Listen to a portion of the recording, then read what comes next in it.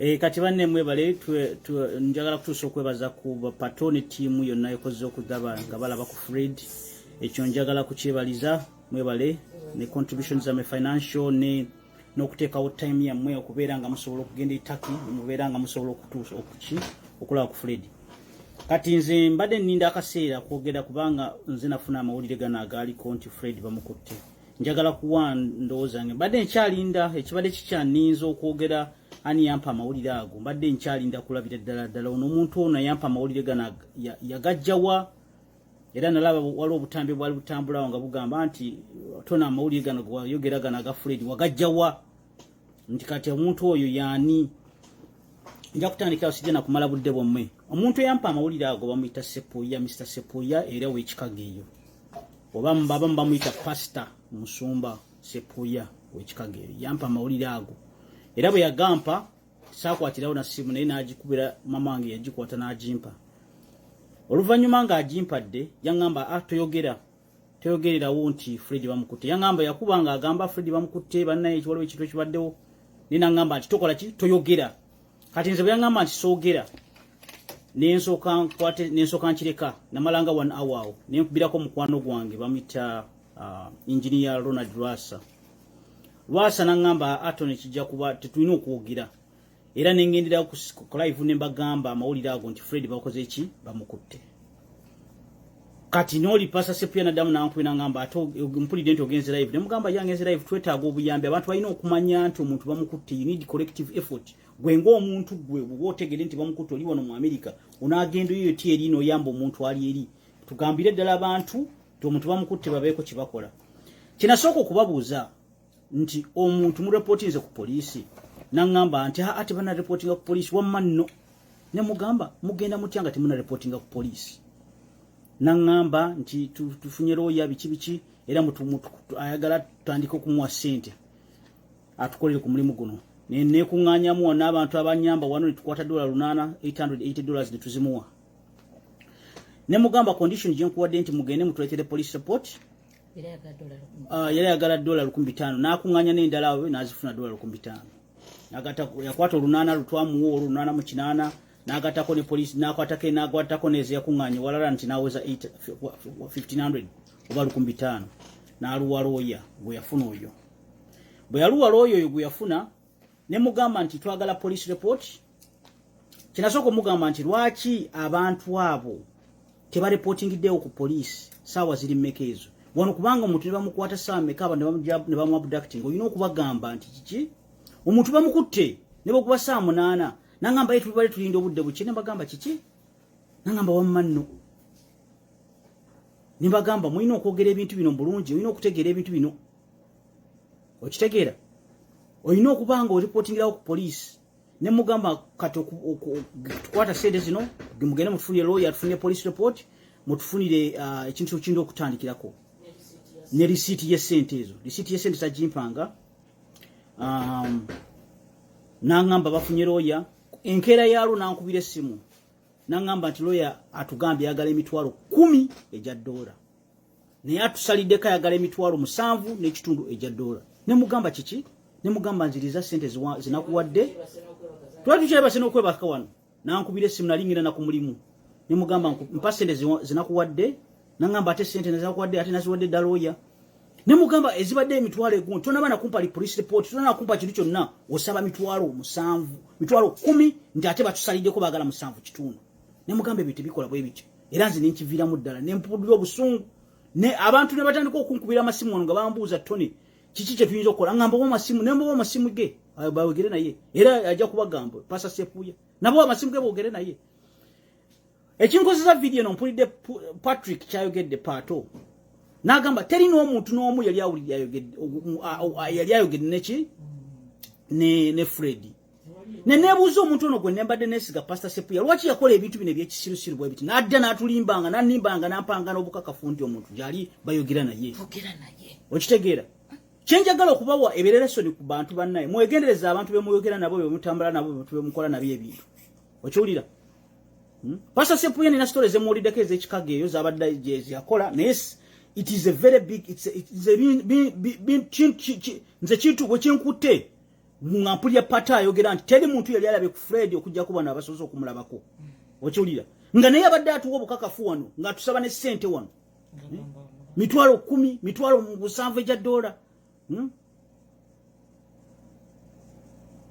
kimazeeko amagezi g'amaanyi nnyo ne mbagamba nti mu struggle eno gye tulimu mugezeeko okubeera nga mukosa filters nga mwegendereza abantu omuntu ajja kujja kugamba ekintu ng'omulabye ddala ali mu struggle naye nga mufere akulimba yandikoze obukavu n'angamba at least nti tunamulabako tetumanyi kiki naye n'olimba abantu collective n'okusikira nga olimba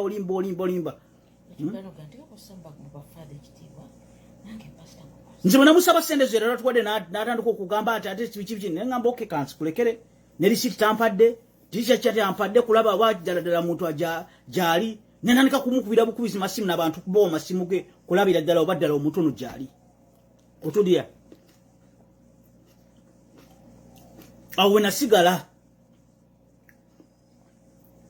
ne mubuuza temugenze mu police kureportinga police kufuna police report kati waliwo omukyala gwe mbadde ntumaatuma yeeyo sijja kumwogera mannya mbadde mutumaatuma keeyo n'agenda ku poliisi zonna zebadde agendako nga tamulaba naye naye nga mukyala mukazi watu naye mupya alina okwetambuza n'akola ebintu bye mupya mu nsi tamanyi na lulimi naye ng'agezezzaako akoze ekintu ky'amaanyi nnyo naye nga kinkutte wala nnyo okulaba nti omuntu gwe mbadde neesiga mbuzi Fred aveeyo agambe nti ddala abadde ayogera naye Fred aveeyo agambe bw'anaavaayo mu kkomera n'agamba nti nze bale njogera naye maybe that is going to be naye nti nze okusinziira ku byabadde aŋŋamba ne ssente ze yali ansaba nga talina kyandazeeko kiyibwa ekifiziko kyamala enviiri ku mutwe bwe mpulira pato byayogedde wano ndabira ddala abantu bafuuse bafere mu struggle muno baagala kubbiramu bannaabwe kola ssente muno mu struggle mutuliti muno abantu era kyeŋŋamba bannaye kyensiiba nyogera wano buli muntu mu struggle ono kola akantu katono nnyo bwe kati naye ng'okeekoledde mu struggle eno okusinga okuwa abantu ssente abagenda otubba obubbi okwagala okutubba obubbi oba okutaking advantage usually abantu bakulaba ng'oli mu desperate conditions baagala okutaking advantage bamanyi struggle tujagala nnyo bikitu bantu bagezaako okulaba nga babbira awo babbire bakuteekamu oluseke namukubiranga essimu n'atandika n'okunnekyangirako n'aŋŋamba nti kati naawe wampa ssente naawe waliko okufuna looya ye yamufuna simanyi looya gye yamujja ne mugamba leeta wano gundi wano police report leeta ebintu wano yakeera ku makya kunkubira kuŋŋamba nti baagala emitwalo 10 egya dola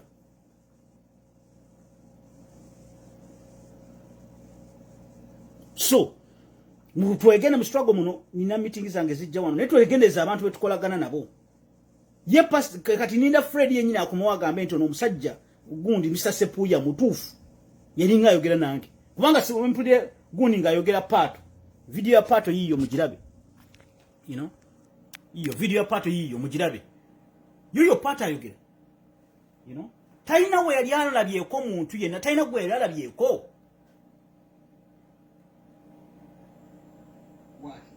byekugamba byonna wali bakomyewo ali nga nti wali olimba ne tufuna chance for the very first time okumala omwezi gumu n'ennaku ndowooza nga mukaaga oba mmeka Fred Lumbuye okulaba ku bantu bamanyi for the very first time ekyabadde kisinga omutawanyi okusinzira ku lawyer it is the psychological and the emotional torture tamanyi kigenda bweru tamanyi kitambula lawyer ono gwe bamusindika tamanyi mabufere nono gwatuse gwe tumusindikire nga netayiza mukonfaminga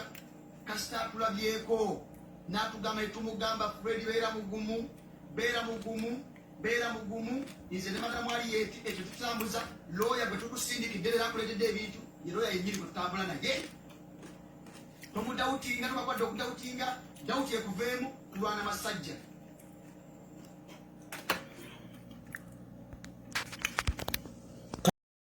kati byebyo mugende mugirewulire muwewulirire abadde babuuza nti amawulire nagajjawa Pastor Sepuye yagampa era yaŋŋambira ddala nti bakutte Fred nga ndi naye ku ssimu njogera bwe yaŋŋambira ddala bakutte Fred nga ndi naye ku ssimu njogera okiwulira ankubidde nga bamukwata mbadde njaye ku ssimu nga njogera naye nampa amawulire ate naŋŋamba tosoka kwogera Okiwulira paka nze mwe nagamba no nenkubira mukwano gwange nagamba no tuwogere. Yali agala ne mbeera awo neme kwogera mbere namuli nsirike nti muntu bamukutte neme kwogera nsirikira awo endo. Okiwulira so nze simumanyi nnyo ne abamumanyi mu nsi muno tuyigiremu ekintu kimu eno struggle gye tulimbo tubaba okugiwangula. Let's each and every one of us be collectively responsible. Buli omu abeere nga ali responsible. Nga bano timu bwanyonyodde gundi pato bwanyonyodde abali nyene bagenderawa ne bagenda gundi eri ne bagende pitaki ebyo kubeera collectively responsible. Nze namugamba n'omugamba nti kati go badde oyogera ne Fred gende taki tukuwe sente n'agaana okugenda nti nina okutwala ndi wano mu Walmart ne mugamba kati otwala omwana mu ddwaliro mulwadde omwana gw'otwala mu ddwaliro si muyi lwaki tosooka kumaliriza kiri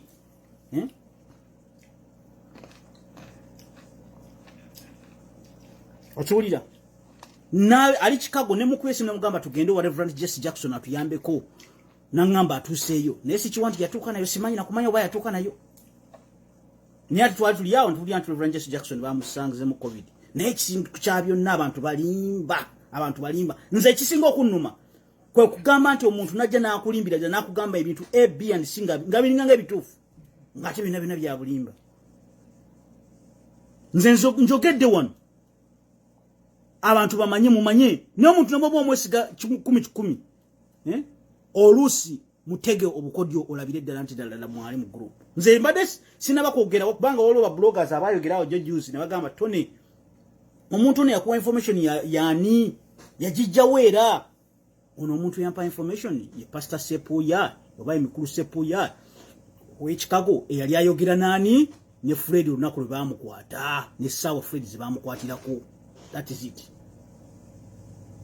Kubanga mpulidde video eno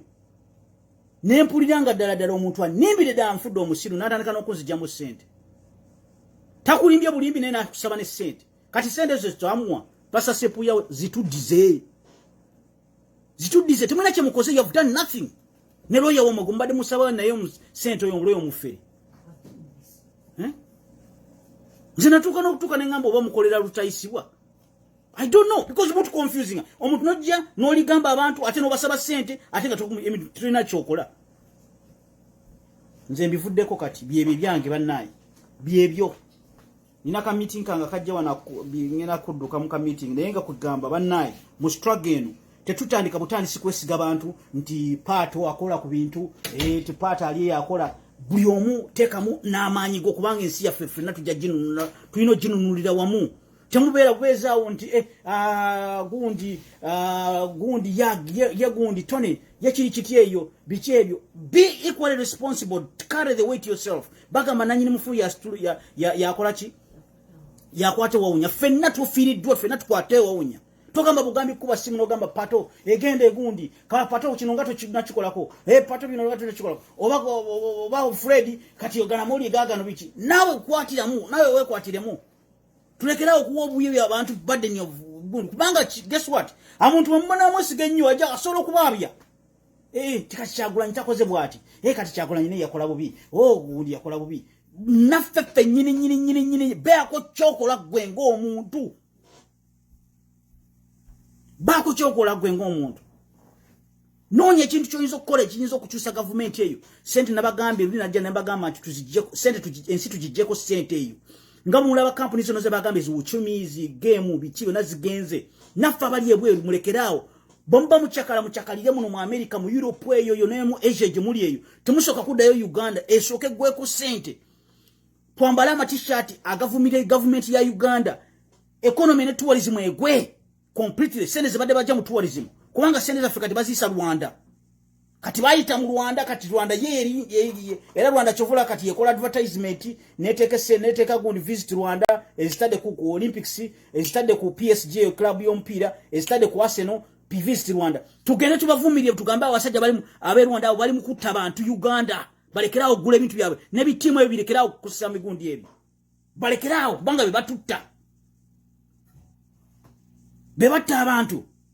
atakulekera nawe tomulekere nyanja okutomira ate ffe tuba tugina bako sangeri ene rubber style eno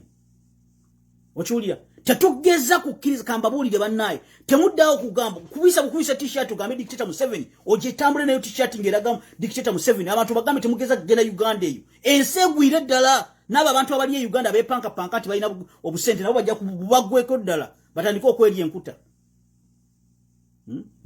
enkuta zino projects enene zino omuzimba mayumba mubirekerawo bikola lwakubanga byebiwo Museveni sente emisolo ebyo gyakuba ku semiti oyo biche ebyo muzimba ebyo abantu bobo muyamba mwaka kulya buli abeerewo bubezi paka nabo banakwatiramu ne balwana ne bakwata ensi eyo ne tufuna ensi yaffe mulekerawo era nze natandisiza abaana nabatambuza muno mu America muno mwenjo kubatambuza eyo Disney Hawaii biche ebyo mbatambuza eyo nayo na butunamala America tutandike Europe butuma Europe tutandike Asia nebya Uganda nzina soka mbiveko paka Museveni bwagendo Museveni ne mutabani we bavaako why because now bobogende Uganda bawa sente bakukuba omusolo wali ku airport bajjako sente ku buli otuse eri ozimba mayumbo zimba bichi okola bichi nga bajjako sente batu wali sebava abantu bagambe batu wali temugenda Uganda temugeza genda Uganda kubanga Uganda yo jemulaba yeri sente ezo pennies nebe ziba nickels even obo busendo butono bobo bwe basalako ne surviving government ne surviving eyo bobo zima mayumba eri ettakale nyinyi sente zo muwade za semiti zibaddako zenyini ne bakubisa masasa agagatta ne bagula amajambi agagatta abantu abo ne Masaka because we are also part of it. Kati banna ebibe byange kati tulinde tulabe ekive Turkey nenga abantu muigo abantu mu struggle muno mulimu enkwezenge nyingi era mujja kuziraba ati ngafu one Seattle twalina enkwezenge nyingi twali tukola ebintu bya people power nga twagenda okulaba ku last day Kyagulanyi Ajjanga bonna be batekiza over be bakulira ekintu be bakiddukanya kubanga balina sente balina obudde bungi bave Uganda abamu bali wano tebakola nakola bali kusendeze Uganda Museveni zabaweereza so they can afford, they have a lot of time bajja mu kintu kya people power ne bafuuka nti be bakireadinga nga bonna nkwezenge njerere byonna ebintu video zona ze mubaddewo bikibo nababikutte babiweereza lutayisibwa era mwegendereze era ngamba bana abantu abagenda ku mukolo guno ogwa people power ogenda okubeera New York mulonde abantu bemwesiga mulonde mubasengejje ate n'ekirala mukusengejja okwo don't overtrust them mubawe responsibility ate babayenga babako accountability omuntu sikuveri nakosa bukosa senega tabagambira kyazikoseza mpulira wali abantu bakosa senega z'abantu ne bazikosa ebintu byabo personal stuff send is a struggle okiwulira send is a struggle ate ekintu kino it goes back to hunters walonzi yankubidde story nangamba nti bannaye Abaganda abali Kenya n'abali ebweru be baleta Museveni basooka sente ne baziwakayira tukitegeera okujjako obote ne kayira nga asiba mu mabala achakala kasira kayira nti nga asiba n'abakazi kazi bagenda okulaba abantu nga bagamba yi omuntu gwe tuwasendeza ffe asiba mu mabala today tomorrow what n'abakazi although he was active it would turn out that Kayira was actually ayisiba mu mabala ne yayina ebintu yali awo kukolera ddala ne abantu perception je bakulabiramu osiba madabalo limbakazi paka mbasendeza bozikosse ebyo ne bagamba tufune omuntu omulala ne balonda ka Museveni yako ne kalyoka kajjene batandika ka sponsoringa okawa sente ne kalyoka ka taking advantage of that situation era lule yakalita ne kalule ne kamala kamutta lube kamala okutta lule kako kaseba kadinali yali awola Museveni sente kadinali yo gumanyi kadinali waffe kadinali werubaga namuwa obutwa namutta oyo gundi oyo kigundu yasomera plan ya Museveni ya buli muntu amusaleko sente azijjako ebiziro bisatu ezo sente zezawamba Rwanda ezo sente zenyini zibasala ku buli muntu mu Uganda Museveni ziyakozesa nawo abazungu ne babuwa weapons ezakuba Rwanda kitegena ziwamba government ye Rwanda kati n'olwekyo bannayi bine ebintu buli mwesigo omuntu bamuteka mu sente nyingi ajaba disappointing nama musigalenga mukutenga mugamba eno department tujirwaninga eno nchibo jirwaninga ono yaliwonga gundi but we see everything, we foresee everything, tumancha akola buli kimu kiri visible temuwayo buwine mugamba mwa decent oba kati oyo gundi oyo Lumbuye yayogere bintu unokwata mu bintu nawe kola live obyogere nti ate Lumbuye yayogera kati gobo wa mawulire nze kansigale eno mukamoli nga asirise kastanze nsobola okugenda Uganda abantu bibalimu bo bali selfish gosobola okugenda Uganda Lumbuye taziza genda Uganda gugo otaddeyo omusaddake ye bamutte oba bamukwate gwe ng'oli eno ine emirembe gyo but it doesn't work that way. It does not work that way. But tutestukiramu fenna buli omu akaringa burden of proof weight ne muleka omuntu omu yekana abafiride yabayogera mawe kyova government ya Uganda njangu nyo pinpointing ntono yayogera because balaba omuntu omu yekayeka yayogera abasigadde bona bali eyo zisirise zekwese temwekweka muveyo yogere nawe amoli yogogere then ogwe Lumbuye yago agaddemu. That's okay. Nti mulekera bulekazi kati we Lumbuye yamanyi nze kati bakwata kati bakwata ye obera muneki nze nkyasolo genda Uganda nze nkyasolo genda Uganda ye Lumbuye yabivaako kati yego saddase yalinga talina bulumina baana nabakina biki gosaddase gwe obere eno ngoli oli nampa wengwa toina wogwa mulekera okubeera banampa wengwa be clear and specific otherwise abantu bajja batunda struggle bajja batundako mumwesize nnyo kaba kubeeri ekigo. Be very clear temubeera bunampa wengwa buno ng'obwana obutoka ddeno kadde be clear ogameze ndi mu struggle 10 ku 10 mpa amawulire nga sabule bwomala ogasabula ogawe Fred agogere obanze but do not just be hiding kubanga bwe tunabeera ffenna nga twogera tuvuddeyo collective effort anattabameka anatensi yona najimala wanatandika kutta buli muntu buli kerukedde. It becomes hard for him to point because you're coming as a collective effort. Nebuli woleko omuntu omu nayogera Fred yekana it's easy bamukwata bukwasi nga kati bokisere kye mamukute amuli gago gafudde abadde banywa bulwedi busoda nga bawuliza Fred tebakyawuliriza nese nga badde Fred nga 10 bokwata omu basigala bagenda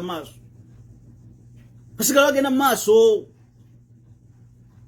You can't rely on only one person. You can't put all your eggs in one basket and expect success. You can't put all your eggs in one basket. Waberewo abantu abalala coming up nga bawa amawulire ago ne bazaba chala banje bakola live abavuka banje bakola live abasajja banje bakola live. Keep coming up, keep doing this. That's the only way. And we should also become more proactive. Now when you're getting a creative, kola t-shirt ozitunde nga ziliko dictator muse. Kola ebintu ebitunde, kola ebintu ebiyamba struggle eno. Temuvayo muvine mulekere ekintu muntu na America na ekintu yayogera amawulire yawaga kiki yakola ki yayogera gano yakola drone yakola biki everything on one man nga yataina maka taina bulamu ataina ki mumusaddase ye.